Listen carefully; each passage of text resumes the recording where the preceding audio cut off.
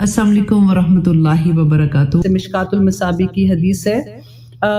जल्द नमाज पढ़ने का बयान जो है उससे मैंने आपके साथ शेयर करूंगी कि हज़रत अनस फरमाते हैं कि रसूलुल्लाह सल्लल्लाहु अलैहि वसल्लम ने फरमाया कि जो नमाज भूल जाए तो या उससे गाफिल होकर सो जाए। अब ये गौर करने की बात है क्योंकि अक्सर हमारे ये प्रॉब्लम होता है कि फॉर एग्जांपल हम ऑफिस में हैं या घर में फॉर एग्जांपल पार्टी है, शादियां हैं या ऐसा सीजन आता है ना, तो बंदा इतना मसरूफ होता है कि एकदम से असर की अजान होती है तो लगता है ओहो मैंने तो अभी जोहर नहीं पढ़ी है।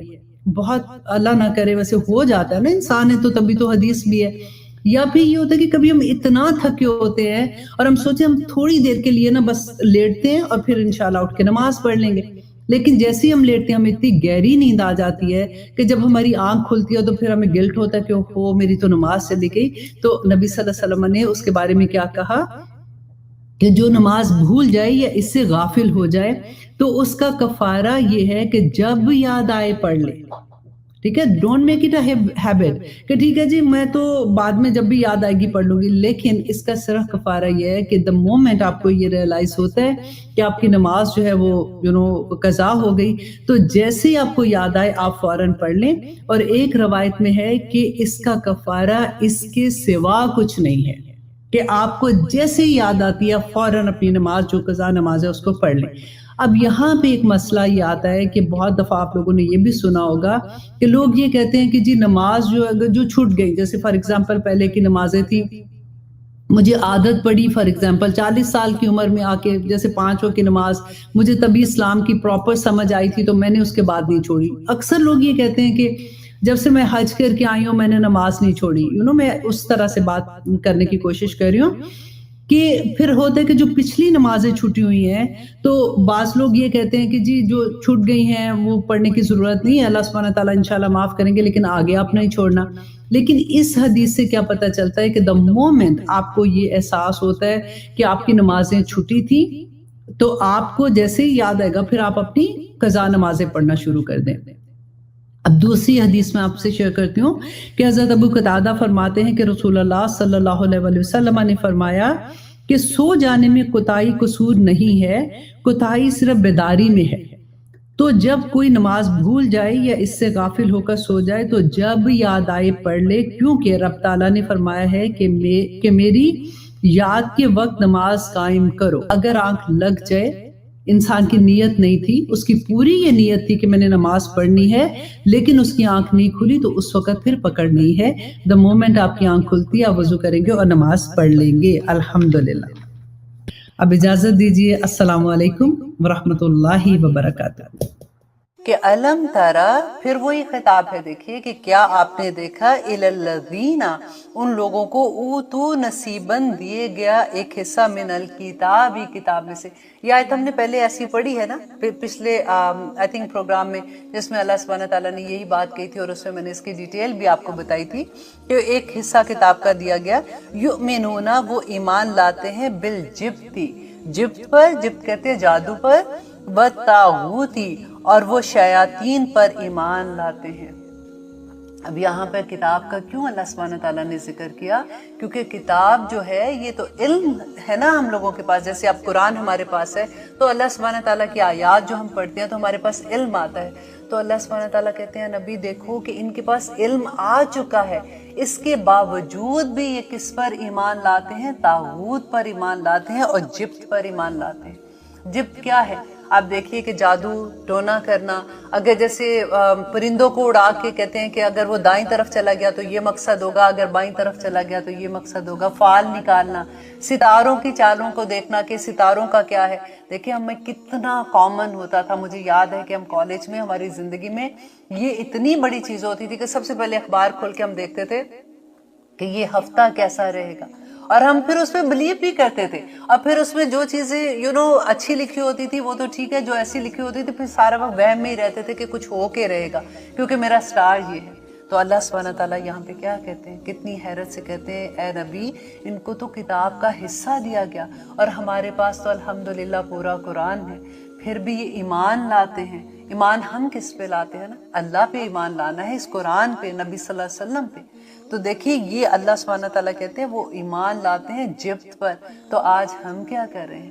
آج ہمارے پاکستان کے اخبار کھول کے دیکھیے، ٹی وی کے ایڈز دیکھیے کہ جو جس طرح سے اس میں لکھا ہوتا ہے کہ محبوب تمہارے قدموں میں آ جائے گا اگر تم مجھے کال کرو، اور کال کرو گے تو پھر اس نمبر پہ کال کرو گے تو تمہاری جو مشکلیں ہیں اس کا حل ہو جائے گا. اللہ اکبر. اور ابھی کبھی آپ کو ایکسپیرینس ہوا ہو، اگر آپ کے کسی جاننے والے نے کال کیا ہو، آپ ان سے پوچھیے گا کہ وہ کیا کہتے ہیں کہ پہلے اتنے پیسے آپ ہمیں کریڈٹ کارڈ سے بھیج دیں، اس کے بعد ہم آپ کو یہ چیزیں بھیجیں گے، اس کو آپ نے جلانا ہے، اس کو آپ نے پڑھنا ہے، اس کو آپ نے یہ کرنا ہے، اس کو گھر کے ارد گرد آپ نے یہ کرنا ہے. انشاءاللہ وہ جو بھی آپ کے گھر میں دیکھیں، اگر ایک چیز اپنے دماغ میں رکھیں، اگر کوئی ایک ایسی بیماری ہے نا، اگر آپ ڈاکٹر کے پاس جائیں گے ڈیفینیٹلی وہ آپ کو میڈیکل کا علاج بتائے گا. اگر آپ کسی ایسے کے پاس جاتے ہیں جو جنات کو قابو کیے ہوئے، تو وہ یہ تو نہیں کہے گا کہ آپ ڈاکٹر کے پاس، وہ کہے گا میرے پاس اس کا پورا علاج ہے، میں تمہیں بتاتا ہوں کہ تم نے کیا کرنا ہے کیا نہیں. آپ جس شخص کے پاس جاؤ گے نا وہ اپنے مطابق ہی آپ کو علاج بتائے گا. It's up to you کہ آپ کون سا راستہ دیکھتے ہیں.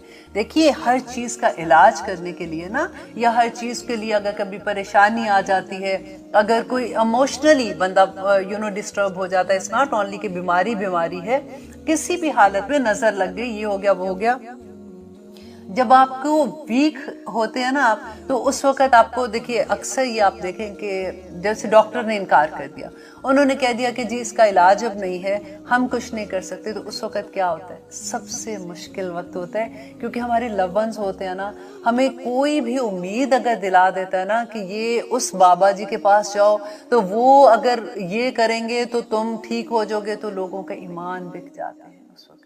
دیکھیے اور پھر پتہ ترس یہی آتا ہے کہ ہر کسی کو یہ ہوتا ہے کہ شاید اس سے ٹھیک ہو جائے، کیونکہ ڈاکٹرز یہ نہیں کہہ رہے. اب دنیا اللہ سبحانہ تعالیٰ نے اسباب کے اندر پیدا کی ہے نا، سبب استعمال کرنے کے لیے کہا ہے، لیکن صرف اگر آپ ایک چیز کو غور سے سن کے اس کو اپنے پلے باندھ لیں گے نا تو آپ کو بہت آسانی ہوگی. دیکھیے انسان کی جو قوتیں ہیں، جو اللہ سبحانہ تعالیٰ نے کسی بھی انسان میں جو طاقت رکھی ہے، فار ایگزامپل ہم سن سکتے ہیں تو ہم ایک سرٹن لیول کی آواز سن سکتے ہیں، ہم دیکھ سکتے ہیں تو ہمارے سامنے جو بھی کمرہ ہے ہم اس کے لیول تک دیکھ سکتے ہیں، اچھا ہمیں وہاں تک نظر آتا ہے. کمرے کے باہر کیا ہو رہا ہے ہم نہیں دیکھ سکتے ہیں، ہمیں نہیں پتہ لگ سکتا. یا ہم چل سکتے ہیں تو ہم کتنا چل سکتے ہیں، کیا کر سکتے ہیں، اگر چلیں گے بھی تو ہم پاؤں سے ایک فاصلہ ہے نا وہ اتنا طے کریں گے، اگر گاڑی میں ہے تو ہم اتنا کریں گے. ہر چیز کے لیے اسباب میں اللہ سبحانہ تعالیٰ نے حد دے دیا نا کہ ان حدود میں رہ کے ہم کام کرتے. اگر ہم نے کوئی علم ہے ہمارے پاس، جیسے ہم نے میڈیکل میں ہم پڑھے ہوئے ہیں، تو ڈیفینیٹلی ڈاکٹرز ہیں، اس کو جو بھی وہ اپنی طرح سے علاج کرتے ہیں. جو چیز انسان کے بس میں ہے، اللہ سبحانہ تعالیٰ نے جو انسان کے بس میں چیزیں کی ہیں نا، ان سے اگر آپ مدد لیتے ہیں آپ لے سکتے ہیں اور لینی بھی چاہیے.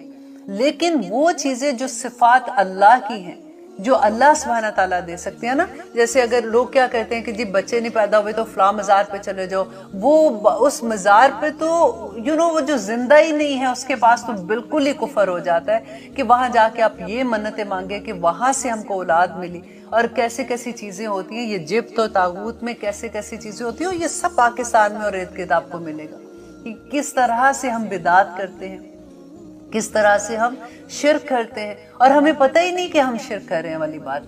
ہر وہ چیز جو انسان کے بس میں نہیں ہے، اللہ سبحانہ تعالیٰ نے انسان کو ایک سرٹن لیول تک طاقت دی ہے اور ایک سرٹن لیول تک علم دیا ہے، یا جو بھی چیز ہے اس کے بیان اگر آپ کوئی بھی چیز مانگتے ہیں کرتے ہیں نا کسی کو. اب فار ایگزامپل کوئی پاکستان میں ہے، اب وہ کہتے ہیں جی وہ بزرگ ہیں، وہ رات کو آئے تھے اور آ کے انہوں نے میری یہ بیماری ٹھیک کر دی، انہوں نے وہاں سے پھونک ماری اور یہاں پہ میں ٹھیک ہو گیا. کیسے ممکن ہے؟ دیکھیے کیسے ممکن ہے. آپ کئی چیزیں ایسی ہوتی ہیں کہ جب ہم ان پہ سوچتے ہی نہیں نا، کیونکہ کسی نے کہا کہ نہیں میں نے کرایا تھا میں ٹھیک ہوگی، تو اب اس نے کہا تو اس نے کہا، پھر ہمیں لگتا ہے کہ اچھا یہ کچھ ٹھیک ہی ہوگا، وہ تو بڑے پہنچے ہوئے بزرگ ہیں، وہ بڑے اللہ والے، مطلب ایسے ہیں. اچھا کیا وہ ان کا رہن سہن کرنا؟ نہیں، وہ ینگ سے ہیں ویسے تو، لیکن اللہ نے ان کو کوئی خاص کرم دیا ہوا ہے کہ وہ وہاں سے پھونک ماریں گے تو یہاں سے بندہ ٹھیک ہو جائے گا. اللہ اکبر. اللہ سبحانہ تعالیٰ سے دعا کیا کیجیے. دیکھیں میں کسی کا مذاق نہیں اڑا رہی ہوں، آنیسٹلی میں صرف اویئرنیس دے رہی ہوں آپ کو ان باتوں کے بارے میں جو ہمارے ارد گرد ہیں. میں بھی اللہ سے یہ دعا مانگتی ہوں، اللہم ارنی حق حقا ورزقنا اتباع و ارنا باطلا باطلا ورزقنا اجتناب، کہ یا رب العالمین مجھے حق دکھا دے، کیونکہ اتنا فتنہ ہے، اتنے فتنے ہوتے ہیں کہ کئی دفعہ ہمارا مائنڈ جو ہوتا ہے نا وہ ہوتا ہے کہ شاید یہ ٹھیک ہے، اب پھر ہم ایسی چیز کر دیں، اگر شرک ہو گئی تو پھر تو اللہ سبحانہ تعالیٰ نے کہہ دیا کہ تم جنت کی خوشبو بھی نہیں سونگھ سکو گے، اور ہر حال میں قیامت کے دن ہر بندہ آخر میں سزا بھگت کے نکل جائے گا، شرک والا نہیں نکلے گا، تو کدھر بچیں گے؟ یہ طاغوت اور جبت کے بارے میں تو اتنا سوچ کے قدم اٹھانا چاہیے کہ اللہ سبحانہ تعالیٰ سے کہیں شرک تو نہیں ہو رہا۔ ہم ان پہ ایمان اگر لے آئیں گے، ایمان لانا کیا، ہم منہ سے نہیں کہتے کہ نہیں ہم تو اس پہ ایمان نہیں لا رہے، لیکن اللہ سبحانہ تعالیٰ یہ کیا بتا رہے ہیں کہ ایمان یہی ہے نا کہ اگر اللہ وہ شفاعت دے سکتے ہیں تو وہ تم دوسروں کے پاس جا کے کہتے ہو کہ وہ ایسے کر سکتا ہے جو اس کے بس میں ہی نہیں ہے، وہ اولاد دے سکتا ہے۔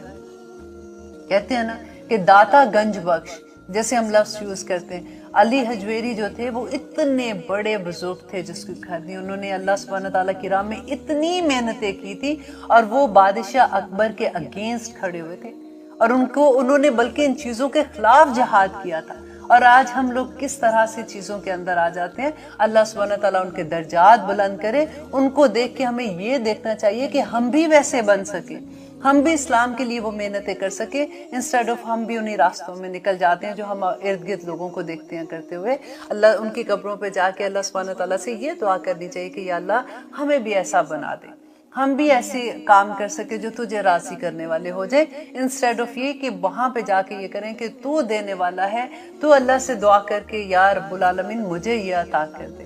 اللہ سبحانہ تعالیٰ تو کہتے ہیں وَإِذَا سَأَلَكَ عِبَادِي، اے نبی جب بھی میرا بندہ مجھ سے سوال کرتا ہے، وَإِذَا سَأَلَكَ عِبَادِي أَنِّي فَإِنِّي قَرِيبٌ، کہ جب بھی میرا بندہ مجھ سے سوال کرتا ہے میں اس کے قریب ہوں، اجیب دعوت الداعی اذا دعان، کہ جب بھی وہ مجھے پکارتا ہے میں اس کی پکار سنتا ہوں، فس یستجیبوا لی ولیستجیبوا لی، بس اس کو بھی چاہیے کہ میری حکم مانے۔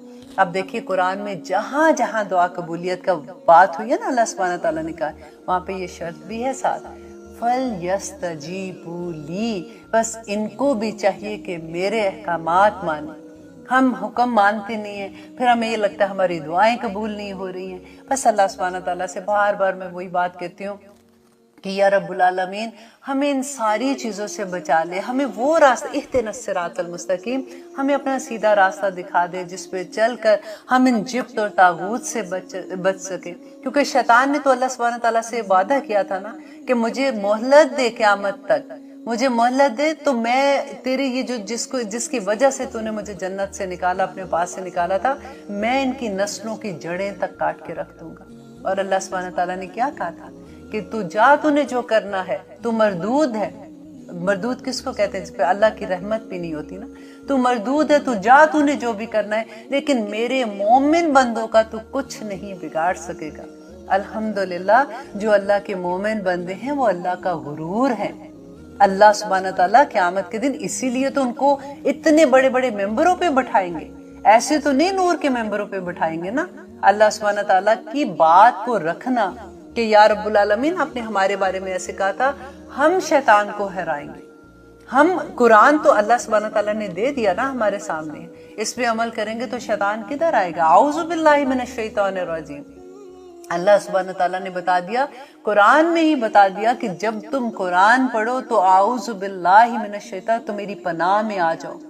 اب کیا قرآن جب پڑھ رہے ہیں تو ہم کوئی ایسا نعوذ باللہ کوئی غلط کام تو نہیں کر رہے کہ ہم کہیں کہ اعوذ باللہ من الشیطان؟ ہمارے دماغ میں تو یہ ہوتی ہے نا بات کہ اعوذ باللہ تو ہم تب پڑھتے ہیں جب کوئی غلط کام ہو رہا ہوتا ہے، لیکن اللہ سبحانہ تعالیٰ کہتے ہیں جس وقت انسان قرآن کو سمجھ کے پڑھ رہا ہوتا ہے نا، تو اس وقت شیطان سب سے زیادہ حملہ اس بندے پہ کرتا ہے کہ اس کو یہ پتا ہوتا ہے کہ اس کو اگر سمجھ آ گئی تو پھر یہ عمل کرنے والا بن جائے گا، تو وہ چاہتا ہی نہیں ہے کہ آپ کو سمجھ آئے، اسی لیے تو سارا وقت ہمارے دل میں یہ وسوسے ڈالتا رہتا ہے، یہ بڑا مشکل ہے تمہیں سمجھ نہیں آنی، یہ بڑا مشکل ہے تمہیں سمجھ نہیں آنی۔ ہماری اساتذہ جی کہا کرتی تھی کہ جب ہم قرآن ناصرہ پڑھتے ہیں نا، کیونکہ ہمیں سمجھ نہیں آتا، ہم تو شروع کرتے ہیں الحمد سے پورا سپارہ بڑھ کر کے پڑھ جاتے ہیں، اور پتہ نہیں ہوتا کہ ایک لفظ کی سمجھ نہیں آ رہی ہوتی کہ اللہ سبحانہ تعالیٰ کیا کہتے ہیں۔ शैतान उस वक्त, देखिए शैतान को अल्लाह सुब्हानहू तआला ने कुरान में कहा कि वो तुम्हें ऐसी जगह से देखते हैं जहाँ से तुम उनको नहीं देख सकते, इसीलिए कपड़े बदलते वक्त बिस्मिल्लाह पढ़ते हैं। वो एक दीवार बना देते हैं शैतान के दरमियान में और इंसान के दरमियान में।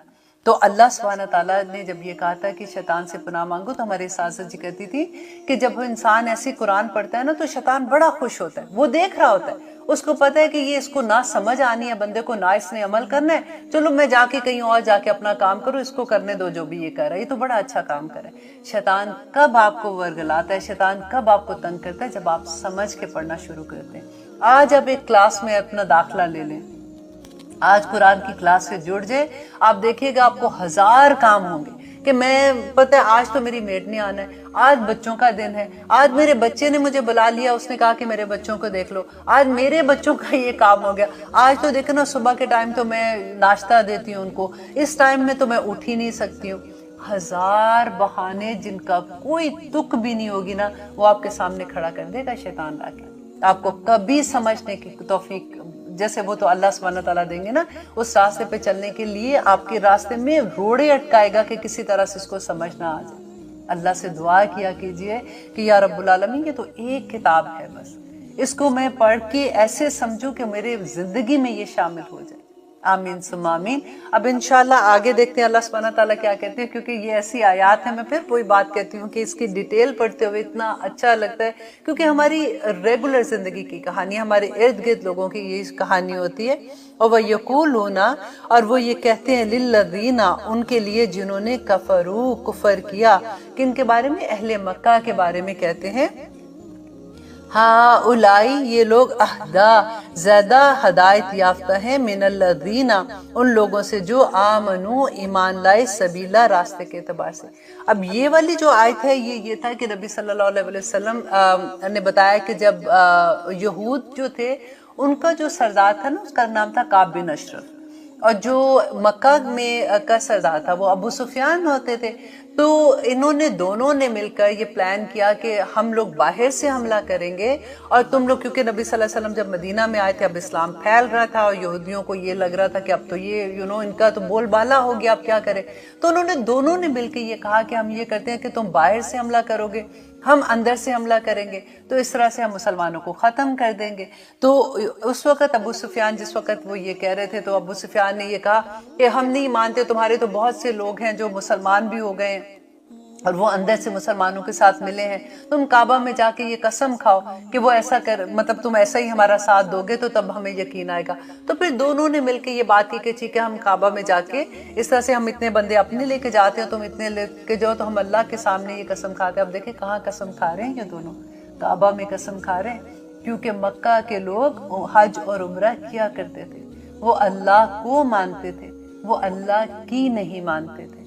आज हम मुसलमान क्या कर रहे हैं, हम अल्लाह को मानते हैं, अल्लाह की मानना हमारे लिए मुश्किल हो जाता है। वो आप लोगों ने नमाज इशराक और चाश्त के नवाफिल के वक्त के बारे में पूछा, तो सबसे पहले तो इशराक की बात करते हैं कि सुबह फजर की नमाज के बाद सूरज तुलू होने के 10 या 15 मिनट के बाद नमाज इशराक का वक्त शुरू होता है। नमाज इशराक की फजीलत के बारे में नबी सल्लल्लाहु अलैहि वसल्लम ने फरमाया था कि जो शख्स अपने मसल्ले पर बैठा रहता है तब तक जब तक सूरज तुलू होता है और वो अल्लाह सुब्हानहू तआला की तस्बीहात बयान करता रहता है और उसके बाद वो 4 रकात नमाज अदा करता है, तो वो नमाज इशराक होती है और उसका सवाब इतना है जितना कि एक हज और उम्रे का सवाब है।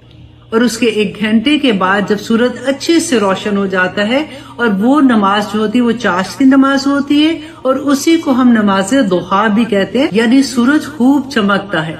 और इस नमाज की फजीलत नबी सल्लल्लाहु अलैहि वसल्लम ने बयान की थी कि ये हमारे जिस्म के 360 जोड़ों का सदका है और इसका वक्त जो है वो आप ज़वाल तक कभी भी पढ़ सकते हैं। इसी तरह से सूरज तुलू होने के 2.5 घंटे के बाद जो आप नवाफिल अदा करते हैं उसको अवाबीन के नफल कहा जाता है। कुछ लोग इन नवाफिल को मगरिब के बाद अदा करने के बारे में कहते हैं, लेकिन उसके बारे में कोई सही हदीस नहीं मिलती है। रसूलुल्लाह सल्लल्लाहु अलैहि वसल्लम ने फरमाया कि अल्लाह सुब्हानहू तआला फरमाते हैं कि जो शख्स दिन के अव्वल हिस्से में 4 रकअतें खालिस मेरे लिए पढ़ता है तो मैं शाम तक उसके लिए लिए काफी हो जाता हूँ। हजरत माज रदी अल्लाह अन्हु बयान करते हैं कि मैंने हजरत आयशा से पूछा कि नबी सल्लल्लाहु अलैहि वसल्लम नमाज दोहा में कितनी रकतें अदा करते थे, तो हजरत आयशा ने फरमाया कि वो 4 रकतें अदा करते थे। और ये नमाज दोहा जो है ये चाश की नमाज को कहते हैं, क्योंकि उसका नाम फर्क हो जाता है क्योंकि उस वक्त सूरज पूरी तरह से चमकता है।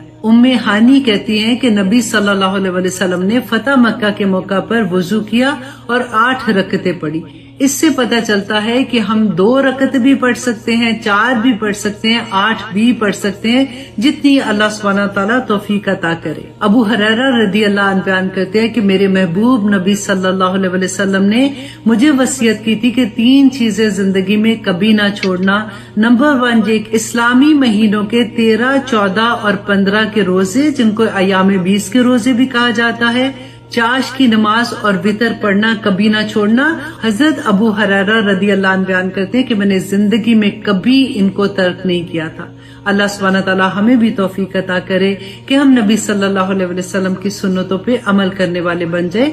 आमीन सुम्मा आमीन। अस्सलामु अलैकुम व रहमतुल्लाहि व बरकातुहू।